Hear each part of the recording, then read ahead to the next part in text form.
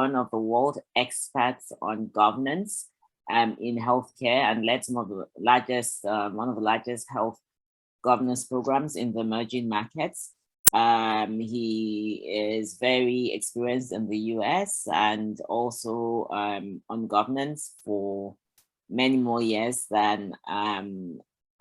that's at least I think to remember. We're very fortunate from the ANADAC perspective that he's a member of our advisory board, and he works with governments, senior leaders across the world. He has been involved in academia, both in Minneapolis, in Minnesota, in Cambridge, and in several areas. Jamie, what about the poll? Are you able to put up the poll? Yes, the poll is on. Actually, 50% of the attendees already responded. Okay, so please fill the poll, and then we'll do another one after. We want to see if you have any views on governance after this is over. Okay, Jamie, please let me know when Dr. Rice can start. And so Dr. Rice has worked in over 34 countries. And like I said, he's been faculty member or lectured in the George Business School in Cambridge University, in the program in health administration at the University of Minnesota. And I believe he's currently a faculty member in Strathmore in our own Kenya, and has lectured at several places around the world, including Thunderbird, Cornell, Berkeley, Harvard, etc., etc. So I'm very delighted to welcome Dr. Rice as a guest speaker. Okay, Jamie, can you close the poll? Dr. Rice, over to you. Thank you, Egby. I commend ANADAC for taking the leadership in championing this conversation. As Olaf and Mr. Ekwem have mentioned, this is not only a critical topic, but it is an essential time in the continent to move forward. I'd like to go to my next slide, please. And I think now we can remove the whole image so that people can see the slides. My message is going to be very short, but I think it is significant. I have three messages that I want to leave the group with and stimulate some conversation, because we're all looking for the dialogue. First, it's of course a large opportunity that requires investment, but as Olaf has indicated, there are some challenges to make this investment real and significant and substantive and sustained over time. The second message I'll be providing to the participants is that governance failures are impeding this kind of progress and investment that we need to make. And I'll make comments about what I see those governance challenges to be. The third message I'll be leaving with us in stimulating our conversation and Q&A is that governance must be strengthened and applied across all elements of the supply chain. Clear authorities, better governance structures, better regulation enforcement, governance at all elements of the supply chain. What you see on this second slide is key conclusions from an analysis done by the Africa Union. Jamie, I'm still seeing the poll results in front of the screen, and it's blocking the slides. Jimmy's not. Please continue. Okay. Yeah. So on slide 2, Olaf called our attention to the first of these points: limited access to finance. The IFC is an active champion to make money flow into this part of the health sector, but it needs to flow both in the public and the private sector side, which is always a real excitement to see the IFC get mobilized in this area, because they mobilize not only funding, but the expertise necessary for that funding to take root and to have an impact. And we heard from our colleague, Mr.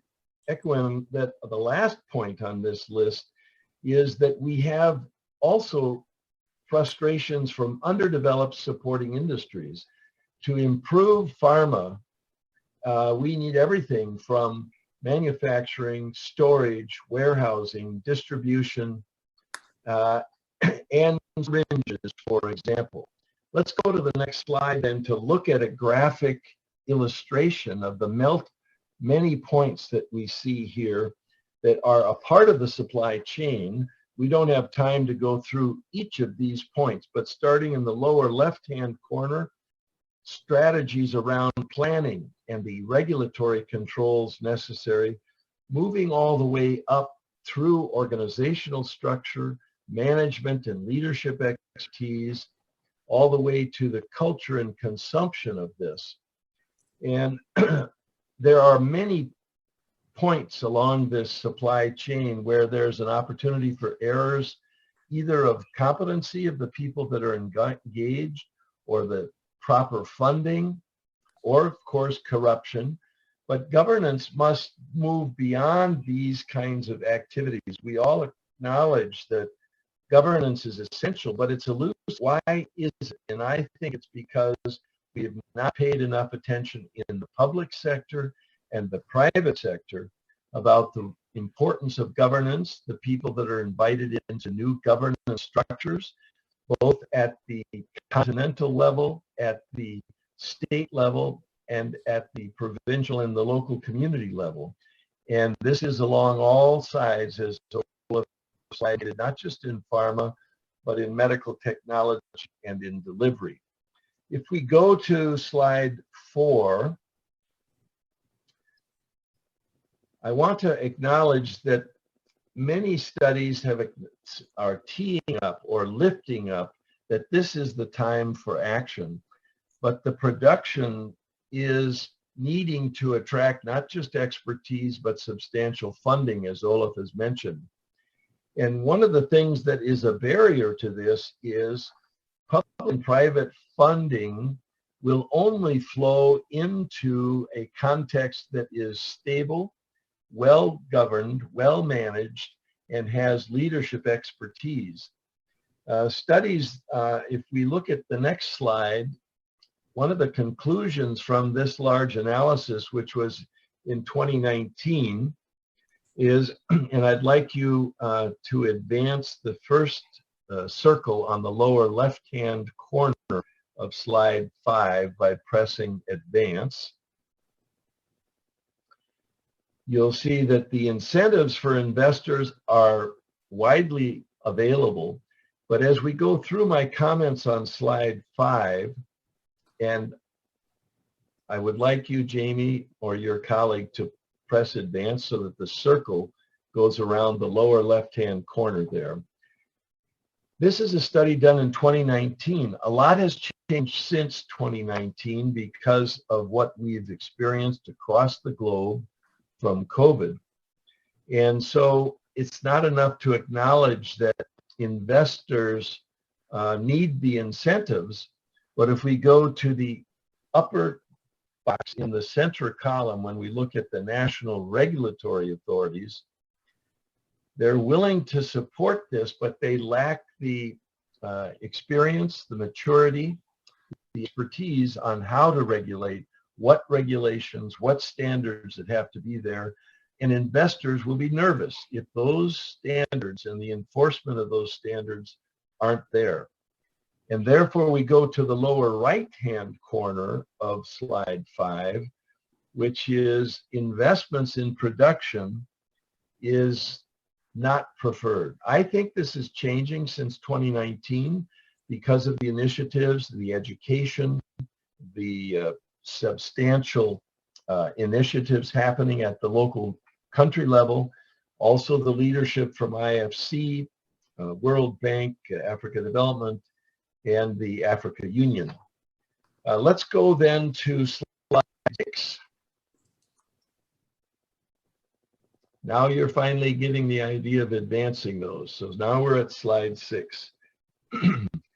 There's an opportunity for funding, not just in the manufacturing of pharmaceuticals and vaccines, but an opportunity to invest in all the supporting industries that involve technology, industries that involve enhancing consumer use, retail pharmacy as a part of the distribution, consumption that is wiser inside of hospitals and clinics.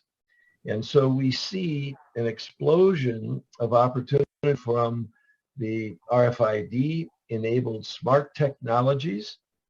So we, however, are going to need to govern the landscape so that we can attract and use wisely funding for the people that are involved in the supply chain, more rigorous and disciplined processes of manufacturing and distributing and consuming and storing and using wisely at the clinical bedside and in the home.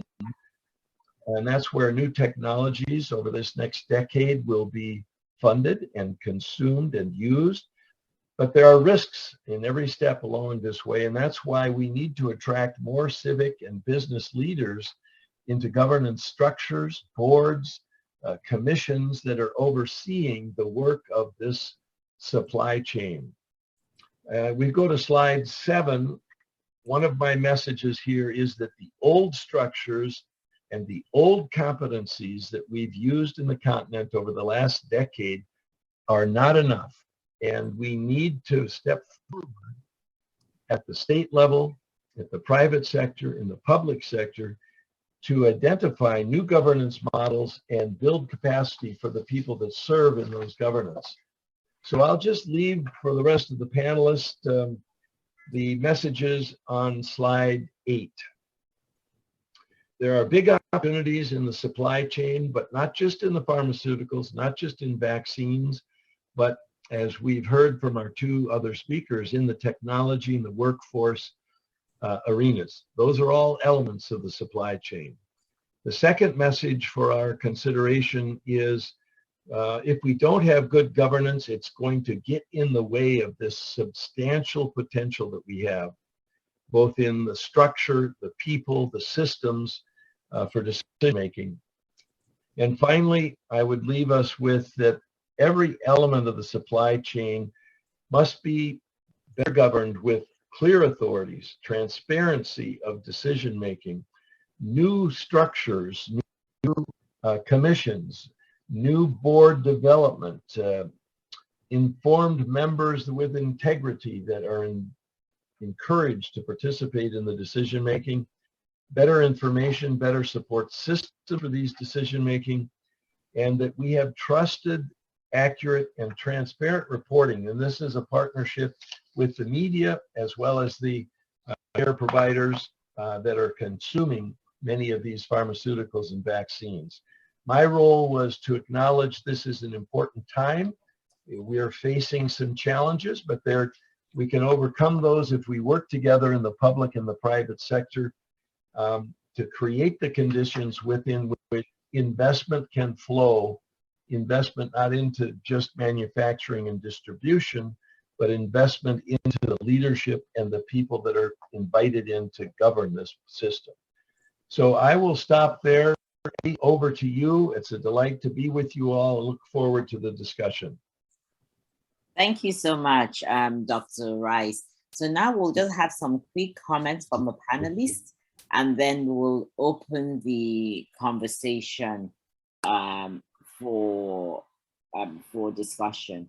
And so I would like to ask Dr. Mustafa Hunter, if he can give some words on, on issues related to governance and risks on the supply chain. So Dr. Mustafa.